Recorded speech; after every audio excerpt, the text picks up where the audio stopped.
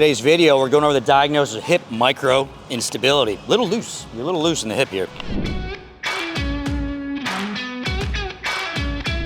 All right, so what the heck is hip microinstability? So in the shoulder, we think about shoulder instability quite a bit. So essentially you have a ball and socket joint within the shoulder. If we don't have great control of the ligaments around the ball and socket, you have an athlete doing activities at end range. Sometimes we have the ball slip out of the socket, right? You can have a subluxation, which means the ball comes out and immediately back in again, or dislocation where it comes out and stays out for a period of time, right? So in the hip joint, it's a very stable ball and socket joint. However, if we have a looseness of the ligaments around the hip, we're also doing activities that bring the hip to end ranges of motion. Sometimes we can have with pain, labral pathology, so on and so forth, because we don't have great stability coming from the ligaments around the ball and socket joint. This would be referred to as microinstability. So in today's video, we're going over how to diagnose microinstability so you can treat it accurately. What's up, guys? My name is Dan Pope from fitnesspainfree.com. I'm a physical therapist and a strength coach. We've helped to make thousands of incredible coaches and clinicians through online courses, communities, and mentoring programs. The goal of today's video is to make you 1% better. And most of the information from today's video is coming from a Delphi consensus study from Canduja et al. In 2022.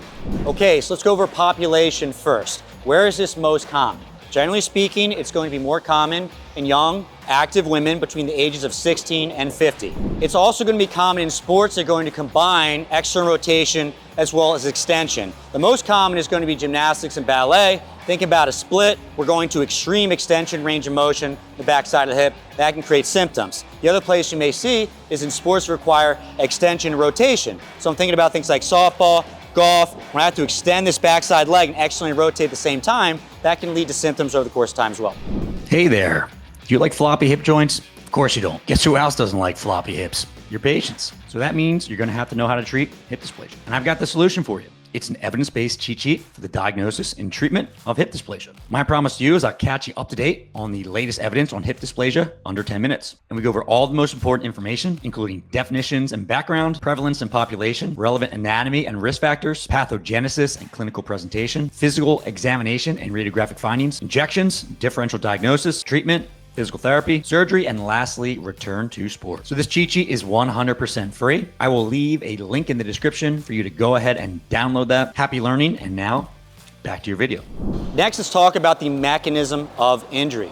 So we just talked about sports that combine a lot of extension, external rotation, creating issues. So here's the thought process. If I take my hip into hip extension, external rotation, and abduction, that's going to drive the ball anteriorly in the socket. And over the course of time, that can create anterior laxity. So if I have a sport that has a lot of extension and external rotation, that can stretch the front portion of the joint. And when people have microinstability, generally they're referring to microinstability existing from the front portion of the hip joint. Next, these patients typically present with pain. And this pain is usually persistent, as in it comes and stays for a period of time. Usually the pain is going to be medial, so on the inside of the hip. But in some folks, they feel some pain into the buttock, into the thigh in the front, or they'll present with the classic C sign, just like this. These patients may also report sensations of instability followed by apprehension. So essentially they're walking, doing their activities, doing their sport, they feel that ball slip in the sock, and afterwards like, ooh, I don't like that, doesn't feel good, I shouldn't go back into that position. These patients might also report a history of subluxation or dislocation. So essentially the ball slips out of the socket and it comes immediately back into place for a subluxation, or dislocation, the ball comes completely out of the socket for a period of time afterwards. Now this is going to be a lot less common within the shoulder, but it does also happen within the hip, so it's important to ask your patient these questions. Microinstability is also a little more common in populations that have connective tissue disorders like Ehlers-Danlos, Marfan's, and Down syndrome. And if your patient's hip is as loose as this goose, then you should like this video and subscribe to the channel. So if we have looseness of the ligaments around the hip, chances are we have extra range of motion as well. And a study by Curtis et al. In 2023 showed exactly that. So essentially, if you measure a patient's hip flexion range of motion and add that to external rotation, internal rotation range of motion, that's above 200 degrees, that correlated with microinstability of the hip. So essentially, we would take Trinity's hip and we'd measure hip flexion range of motion here, take that number, we go into 90 degrees of hip flexion, check external rotation range of motion, measure that, then measure internal rotation range of motion, add them all together, and if it's greater than 200, I'm starting to think maybe this is some microinstability of the hip. Hyperextension External Rotation Test, or the Anterior Apprehension Test. Have your patient sit on the edge of the table here. They're gonna lay back. We're gonna grab onto the left side hip, and we're testing the right side hip. So kind of the Thomas test position. First thing I wanna do is take the hip and put it into external rotation. So essentially here, we go into external rotation, and I'm gonna fully extend the hip.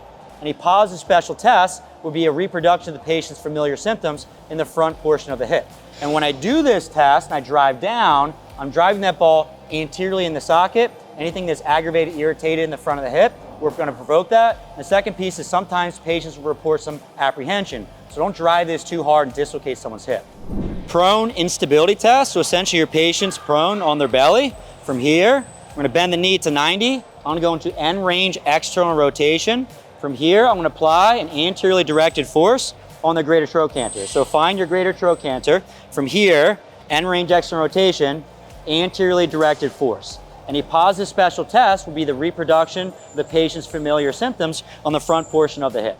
Abduction, hyperextension, external rotation test. So basically your patient lying and side lying. From here, we're gonna go into about 30 to 45 degrees of abduction and external rotation. Again, I'm gonna take my hand, I'm gonna go on the greater trochanter, I'm gonna apply an anteriorly directed force, hyperextending the hip. A positive special test will be the reproduction of the patient's familiar symptoms in the front part of the hip. All right, and we talked about how important differential diagnosis is, because microinstability can look a lot like femoral acetabular impingement syndrome, maybe some hip arthritis, could potentially be hip dysplasia.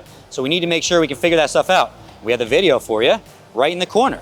Where are you at? That corner or this corner? I think it's over here. It should be over here. I think it's over here anyway. Anyway, click on that. I think it's right there. And in that video, we'll go over diagnosing FAI as well as differential diagnosis. We'll see you there.